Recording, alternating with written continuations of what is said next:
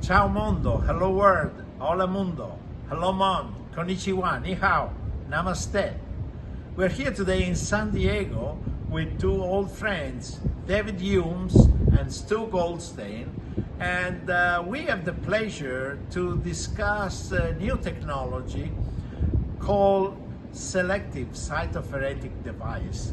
It was a brainchild of David Humes, but Stu was absolutely instrumental in getting the project moving forward, especially in children. So I would like them to comment on this. So David, what is it, this device? The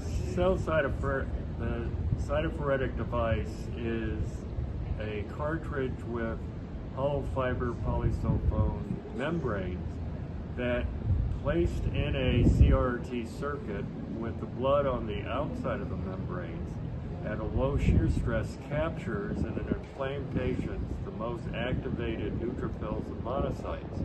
And with citrate anticoagulation with an ionized calcium level less than 0.4 millimolar, it deactivates those cells that are bound, releasing them in a less inflammatory phenotype, returning to the patient's bloodstream.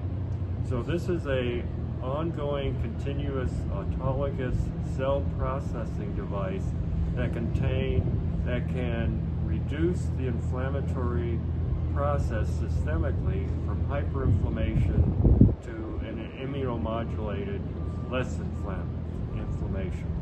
So I suspect that because the high flux hollow fibers have the most lipophilic structure on the outside, there is a kind of hydrophobic binding that may link the surface of the monocytes and restoring some of the functions. You might end up achieving some kind of immunomodulation. So what is what you observed in your practice too? Great, thanks Claudio. Yes, so we conducted 2 studies to get a humanitarian device exemption for children because this is an orphan disease, acute kidney injury requiring CRT with multi-organ failure. And what we observed, Claudio, was some of the most inflamed patients I've ever seen who had a very, very high mortality risk, were off of CRT in 3 to 4 days and returned to normal kidney function.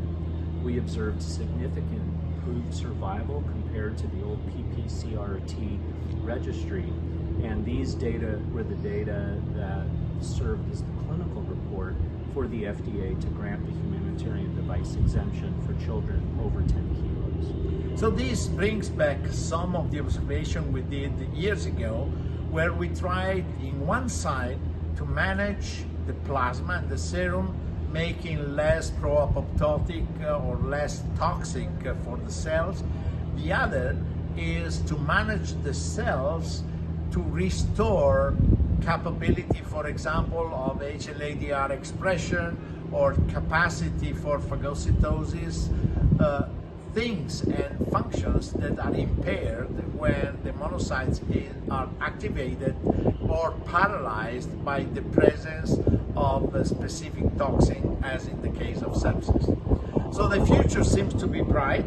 Maybe this device could be applied in the sequential extracorporeal therapy, where you may want to approach both the monocytes with this device and maybe the cytokines with absorptive techniques like the Jaffron cartridges or others.